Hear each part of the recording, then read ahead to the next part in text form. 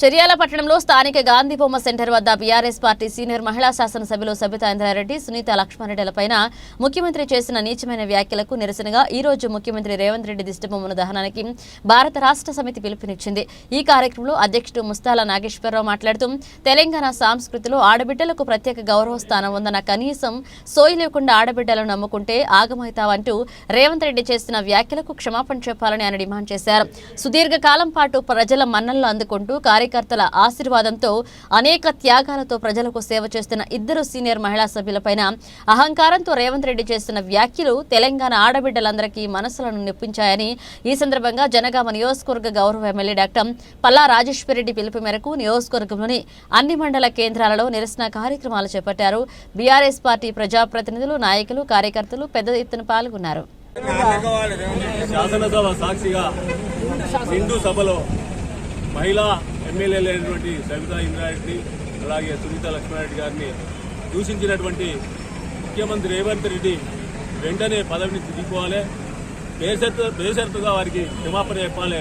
మహిళా ఎమ్మెల్యేలను అసెంబ్లీ సాక్షిగా తిట్టడం సిగ్గుసేటు. ఇది దారుణమైన సంఘటన. తెలంగాణ మహిళలందరినీ కూడా అవమానించినట్లే లెక్క. రేవంత్ రెడ్డి వైఖరిని తీవ్రంగా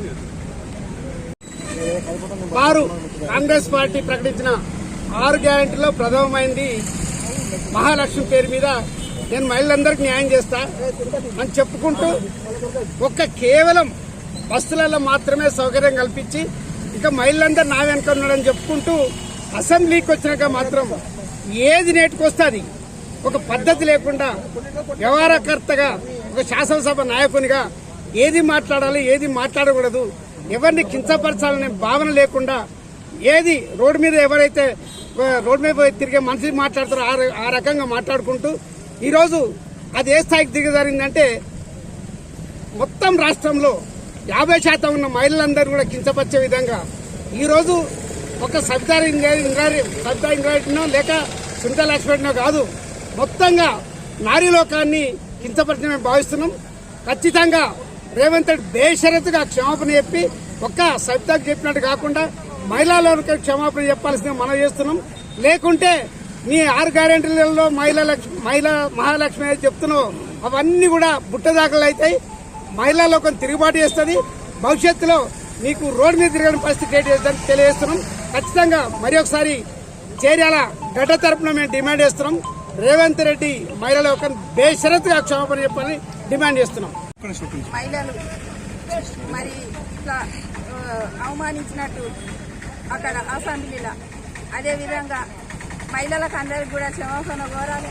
ఒక కాంగ్రెస్ చేస్తే రేవంత్ రెడ్డి ముఖ్యమంత్రి కాలేదు, టీఆర్ఎస్ వాళ్ళు అందరు వేస్తేనే ముఖ్యమంత్రి అయ్యిండు. అది మనసులో పెట్టుకొని కూడా మహిళలను గౌరవించాలని నేను కోరుకుంటున్నా. ఆయన క్షమాపణ చెప్పాలి. నిన్న అసెంబ్లీలో జరిగిన అవమానం మహిళలకు సబితా ఇంద్రారెడ్డి గారిని మరియు సునీత లక్ష్మారెడ్డి గారిని అవమానించడం జరిగింది. ఏ మొహం పట్టుకొని నువ్వు ఇవాళ అసెంబ్లీకి వచ్చినావు అని అనడం, ఇవాళ మహిళా లోకాన్ని అందరినీ అవమానించిన రేవంత్ రెడ్డి గారు ఈరోజు క్షమాపణ చెప్పకుంటే మహిళా లోకం మొత్తం ధర్నాలు చేయాల్సి వస్తుంది. రేపు జరగబోయే అనుభవాలన్నీ ఆయన అనుభవించాల్సి వస్తుంది. ఖచ్చితంగా క్షమాపణ కోరాలని నేను కోరుతున్నాను. తెలంగాణ చరిత్రలో మొదటిసారిగా ముఖ్యమంత్రి రేవంత్ రెడ్డి గారు, ఉప ముఖ్యమంత్రి బట్టి విక్రమార్క గారు మహిళా ఎమ్మెల్యేలైన సబితా రెడ్డి గారిని, సునీత లక్ష్మారెడ్డి గారిను అవమానపరిచే రీతిగా మాట్లాడడము బాధాకరము.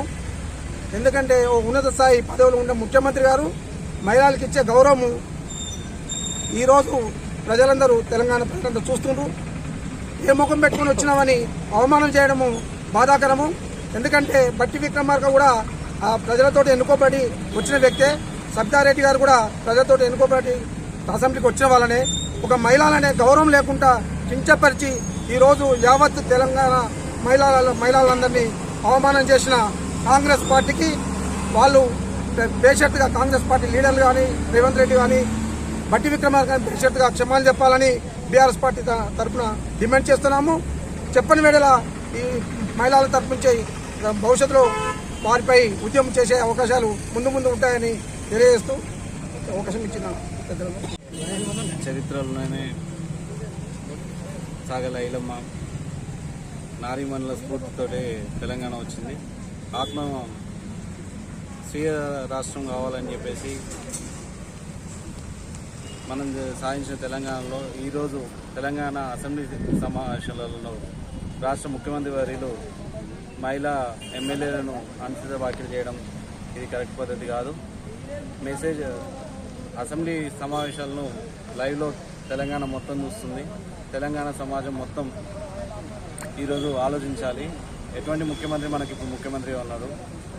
పదవి వచ్చే వరకు ఒక రకంగా మాట్లాడాడు, పదవి వచ్చినాక ఎవరిని పడితే వారిని ఆడవారిని అన్ని చూడకుండా ఎమ్మెల్యేలను కూడా అనుచిత వ్యాఖ్యలు చేస్తున్నారు.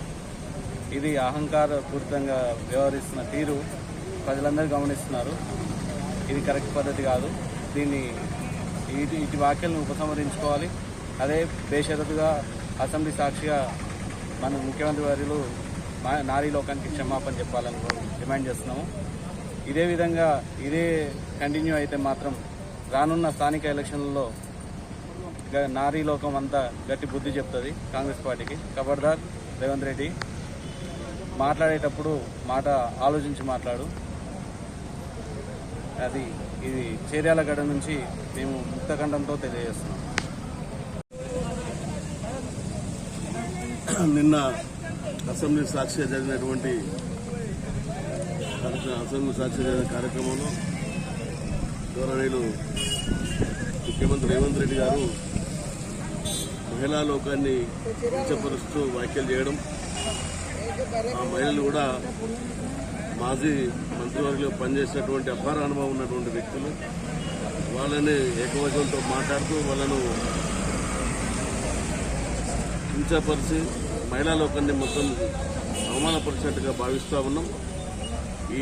ఇప్పుడు మహాలక్ష్మి అనేటువంటి కార్యక్రమం తీసుకుని మహిళలకు మేము ఏదో పెద్దపీట చేస్తున్నాం అనేటువంటి హామీలతో ముందుకు వస్తున్నటువంటి ప్రభుత్వం ఈరోజు మహిళలనే కించపరుస్తున్నటువంటి పరిస్థితిలో రేవంత్ రెడ్డి మహిళల పార్టీలు మార్చిందనేటువంటి మాట కూడా మాట్లాడడం జరిగింది. ఆయన కూడా ఏ పార్టీ నుంచి వచ్చిండు, ఏ పార్టీ నుంచి ఎక్కడికి వచ్చి ఎక్కడ ముఖ్యమంత్రి అయింది తనను కూడా ఒకసారి ఆత్మవిమర్శ చేసుకుంటే మంచిగా ఉంటుంది.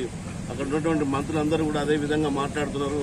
మహిళలపై ఇంకోసారి అనుచిత వ్యాఖ్యలు చేస్తే మేము ఊరుకునేది లేదు. ఎప్పుడు కూడా టీఆర్ఎస్ ప్రభుత్వం ఎప్పుడు కూడా మహిళలకు అనేక ప్రాధాన్యత ఇచ్చింది. ఆ ప్రాధాన్యత భాగమే ఆ మంత్రులను కూడా ఇంతకుముందు కూడా మహిళా కమిషన్ చైర్మన్గా చేసినటువంటి మంత్రిగా చేసింది, మహిళా కమిషన్ చైర్మన్గా చేసినటువంటి వ్యక్తిని కూడా ఈరోజు విమర్శించడం తగదు. ఇది రానున్న రోజులలో మీకు వచ్చే ఎలక్షన్లో స్థానిక సంస్థలు మీకు బుద్ధి చెప్పడం ఖాయమని చెప్పి ఈ సందర్భంగా తెలియజేస్తుంది.